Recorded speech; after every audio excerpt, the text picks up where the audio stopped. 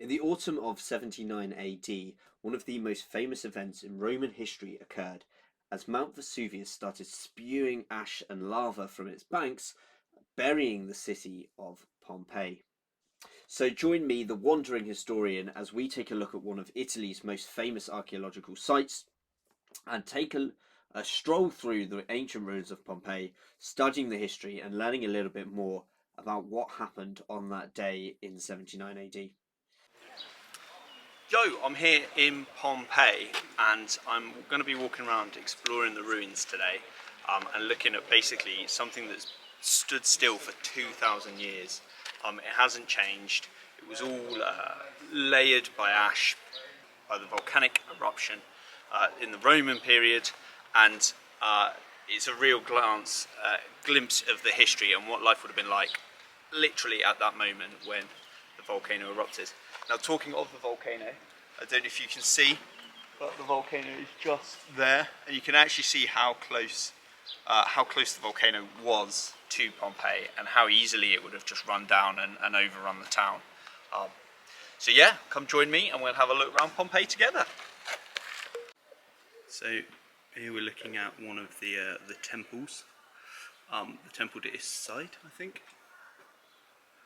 which is pretty well standing actually, given what happened. And you can see kind of figures and comments and things, but it's quite a beautiful archaeological ruin.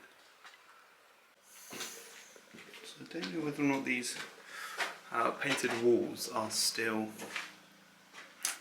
of the period, but it wouldn't surprise me if they were, because I think if they were additions they would have redone the whole thing rather than just these things. But it's amazing, isn't it, that 2,000 years later you can still see quite clearly the colours and the wall decorations of how rooms would have been painted to look.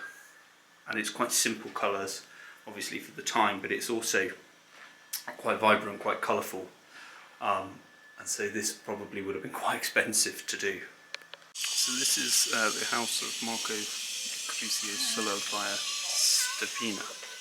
So we're going to go in and have a bit of a look at his villa. Now I'm guessing that he was quite a wealthy man, judging by the mosaics on the floor and the fact that his house is deemed noteworthy to have people look around it. Again though, we can see those colours, which just indicates how wealthy one must have been to have those colours on the walls, and have the colouring.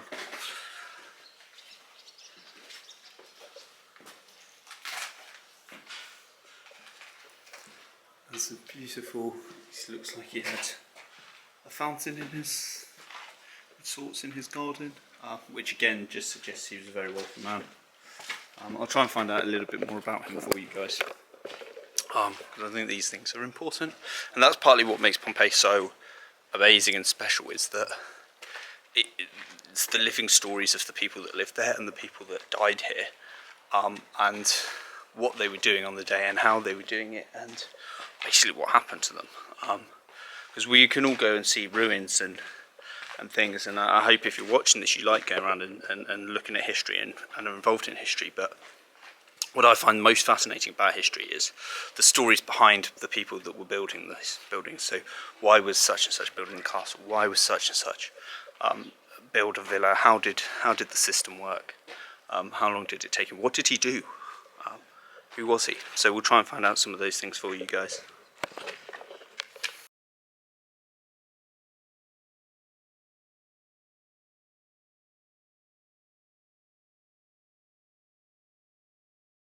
You do really feel when you're looking around some of these things that you're kind of looking in someone's house, which is equally cool. It's really cool, but it's also really bizarre, really quite a strange sensation. I found out a little bit of information about that. Our friend who owned that house that we looked at a little while ago, and basically they think he was something to do with politics. They think he was maybe a politician, because he had another house, or there is another house in Pompeii, but it actually has graffiti on him, his name graffitied in the house.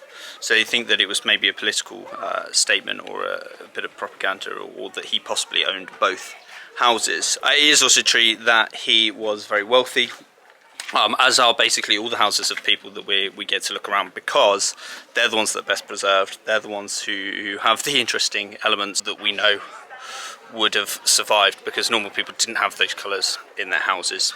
They didn't have the mosaics on the floor quite as much, because those were vestiges of the very, very wealthy. So most of the houses that we see are ones that are of people that are a bit wealthier. There you can actually see some graffiti on the walls, and because this is on the outside of the house, it could well have been political, and looking at possibly or a sign to say that he owned this house.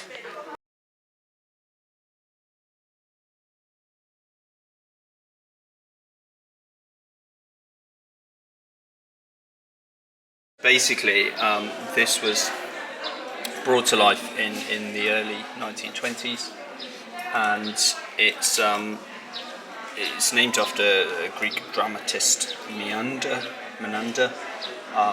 They found a portrait of one of his on the walls, and it's one of the biggest houses in Pompeii. And as I noted on its magnificence, it must have been owned by someone very powerful, someone very rich, and one of the aristocrats, one of the top, kind of the 1%, if you might add. So it was an incredibly wealthy patron.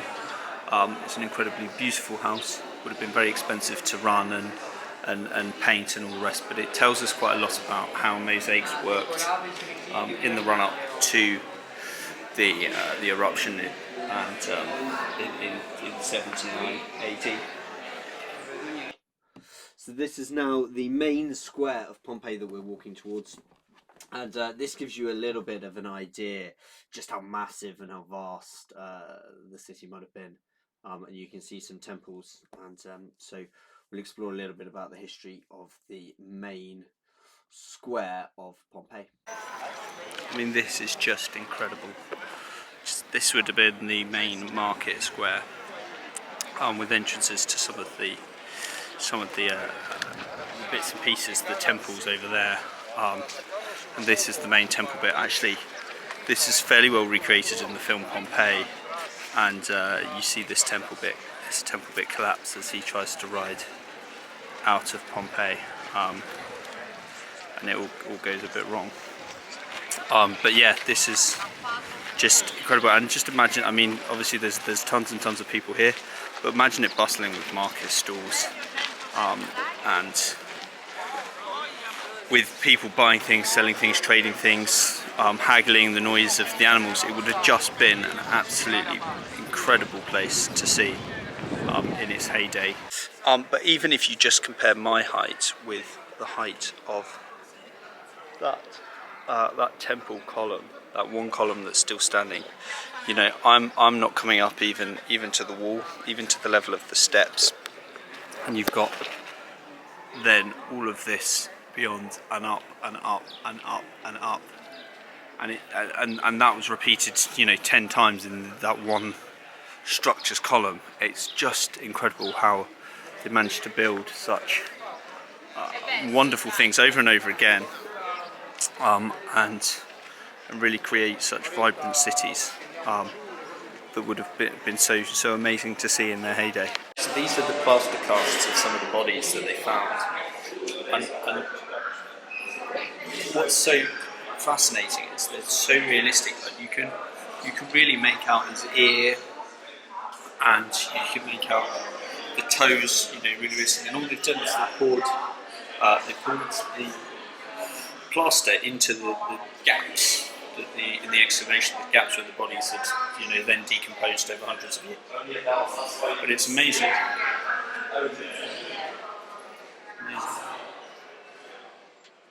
So thanks for jumping on the first episode of The Wandering Historian, where we've been looking at Pompeii and some of the outcomes and what the city's like today, and talking through some of the history. Do join us for more videos on the KingSimBob channel, where we will be talking about other historical sites and going around and looking around them so you don't have to.